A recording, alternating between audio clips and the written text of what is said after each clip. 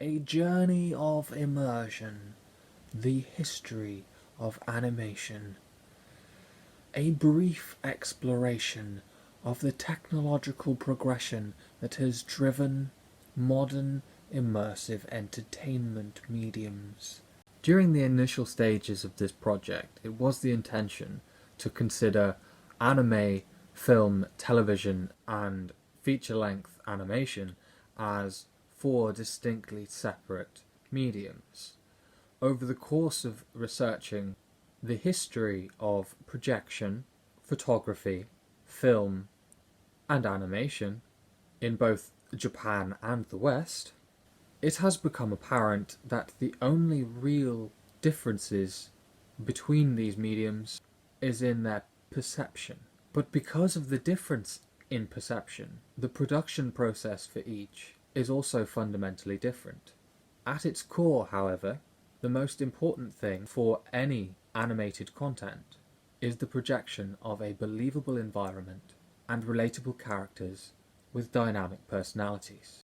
During this documentary video, I shall use several different techniques that I've researched and exhibit my own examples of them, as well as go through the timeline of events that I consider to be important. This video will undertake a surface level analysis of how things have ended up as they are today and how they could possibly be developed in future. The project will avoid getting stuck too deeply in the scientific nitty-gritty of things and will instead show the progression of individual ideas and concepts and how they both directly and indirectly related to one another over time, forming the basis of modern entertainment. It is intended as a part of a larger series of projects currently in development, which will eventually cover various other technologies which have been developed in the pursuit of immersion. The purpose of this project is to provide a greater understanding of how important advances in the last 400 years relate to one another and ended up shaping the variety of content which has been created in the last century and a half. Through understanding, hopefully viewers will appreciate the work that has come before and perhaps even be able to pay tribute and replicate elements of it in their own works, whatever they may be. Here is a little recorded video of the view of the cloudscape outside in my garden, alongside some music that I've created. This musical piece is intended on being the theme song for my future animation projects, and I thought as this project was named A Journey of Immersion, that the song that I had already written about going on a journey was perfect for the theme song for this documentary as well, or at least this episode. Enjoy. Let me take you on a journey through time and space. I cannot promise we won't get lost along the way, but that is the price that we pay for admission to that world, that dance that never ends,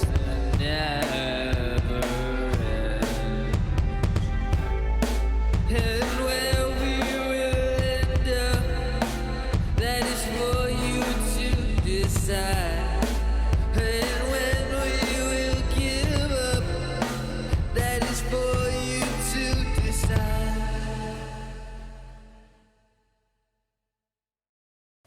The following scenes have had their audio and visual components recorded separately and edited together in a process known as dubbing. This documentary shall explore the beginnings of the modern immersive experience. To be immersed is to be completely involved in something. There are numerous different contexts in which the term can be applied, but for the purposes of this documentary, the focus will be on immersion in entertainment mediums. With virtual reality advancing at its current pace, the need for understanding exactly what makes an experience immersive is more important than ever before. Without taking into account varying factors, such as personal preference, almost any task or experience can be immersive, and perhaps even entertaining. So in order to narrow down this documentary a little bit, this project will seek to focus largely on using audio in combination with visuals to immerse the viewer in fictional narratives. In order to better understand the speed with which film technology expanded after its initial invention, one must look as far back as the late 1600s, to a once popular device which fell into obscurity around the time that film began to gain popularity. This device, known as the magic lantern, is credited to a number of different inventors. According to the Magic Lantern Society, it was invented by a Dutch scientist named Christian Huygens, who most notably invented the pendulum clock. Whether or not he truly did invent the magic lantern is a subject of fierce debate among enthusiasts and historians alike. But having pioneered the science of light itself and furthered our modern understanding of light as a waveform, he paved the way for its invention in either case. What is known for certain, however, is that Huygens investigated the use of lenses in projectors, coincidentally around the time of the magic lantern's invention. Now, what exactly is a magic lantern, you might ask? Essentially, the magic lantern is the predecessor to what we refer to as an overhead projector. Using candles and other forms of lighting that were available at the time, it shone light through painted glass slides and onto a screen for easy viewing. These glass slides could be manipulated by hand during the performance to give a sense of realism and animation to what otherwise would be still images. Initially, the device gained traction within religious communities who used the device to create a greater sense of immersion among followers by projecting moving images of angels and demons. And as the novelty of the magic lantern wore off, people began to view the practice as a form of entertainment. By the 1800s, a culture of phantasmagoria had swept the globe. Loosely based on its religious origins, the practice revolved around using whatever means necessary to both amaze and terrify. The device became so popular, in fact, that towards the end of its use, it wouldn't be uncommon to receive a novelty toy version as a child's gift. But with the advent of cinema, things shifted dramatically. Having already built elaborate backlit screening areas for phantasmagoric magic lantern performances, most countries had already laid much of the groundwork for modern cinema. And here is a short interlude where I'll exhibit an animation that I created myself using OpenShot in combination with the image processing software GIMP 2. Introducing Prison Pockets. Coming to a store near you.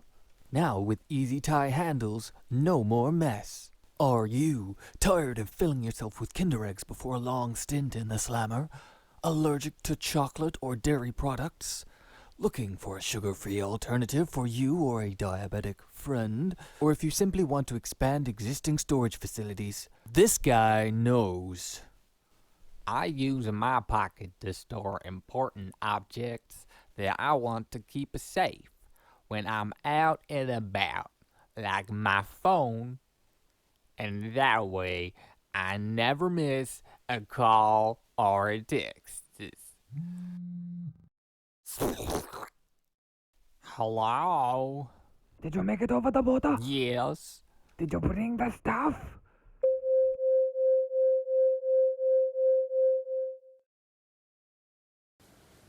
During the time of the magic lantern's initial usage, if you wanted to be able to mass produce written or illustrative works accurately without having to do so by hand, the standard practice was to have the entire contents transcribed in reverse onto copper plates.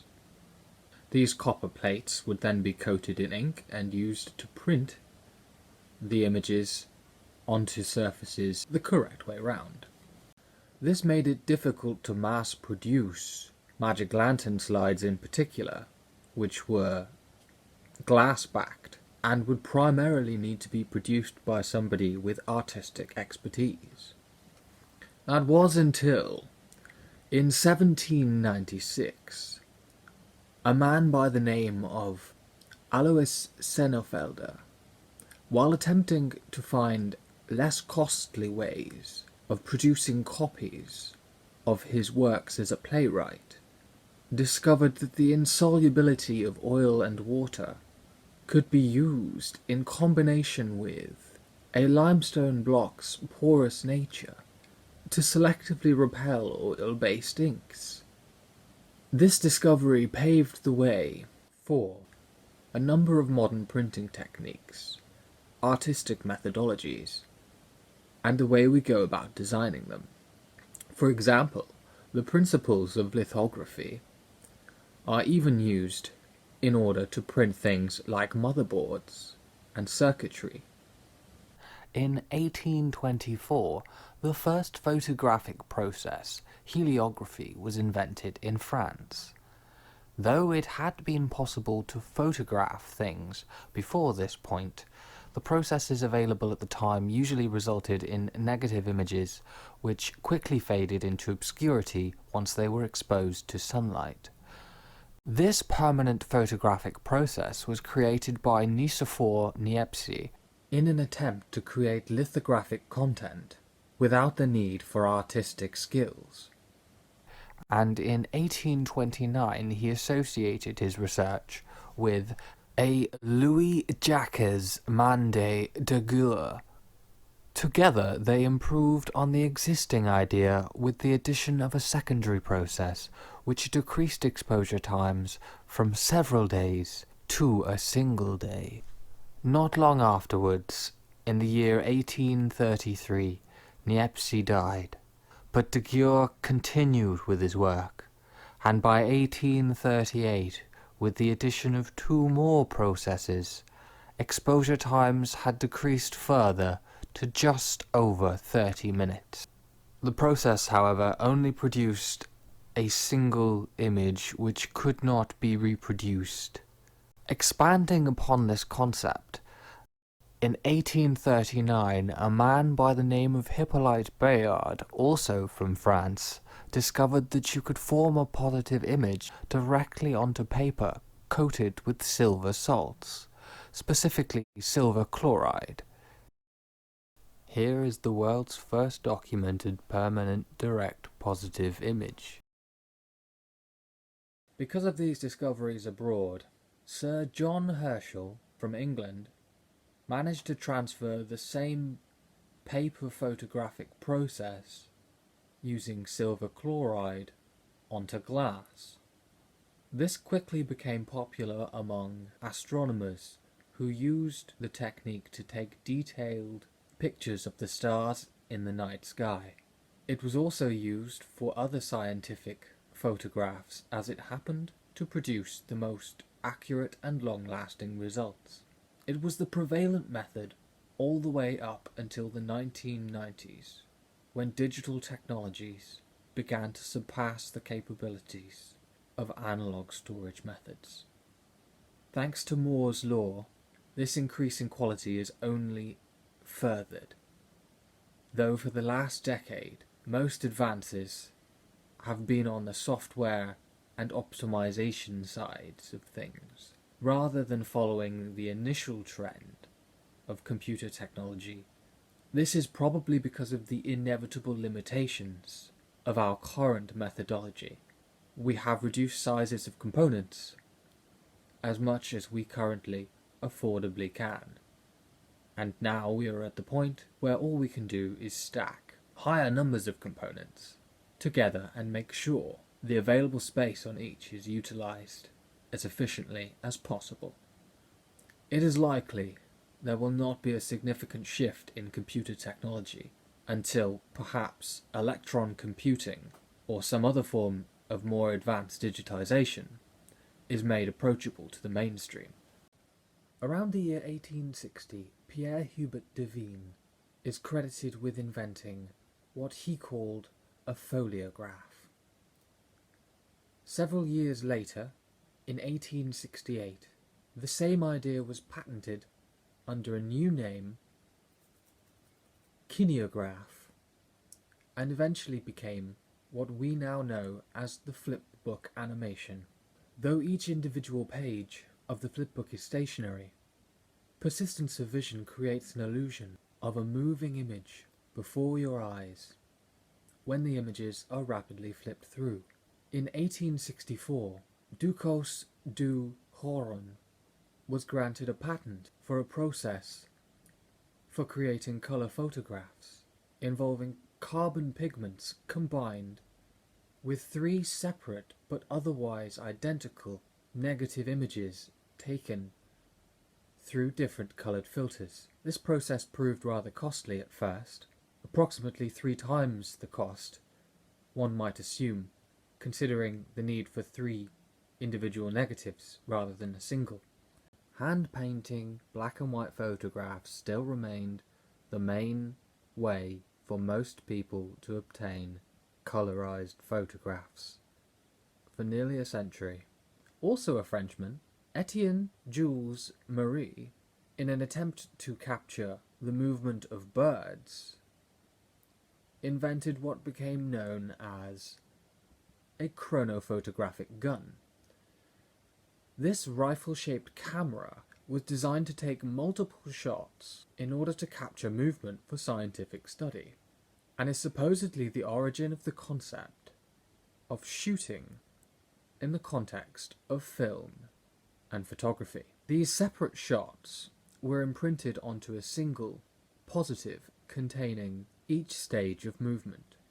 He transferred this idea to several others who went on to improve it further, one of whom was a man named Edward Muybridge, who was in the process of related experimentation involving high-speed camera shutters which could quickly capture the motion of horses, and had recently released a sequence of images in 1878 which, when viewed in quick succession, created the illusion of true movement.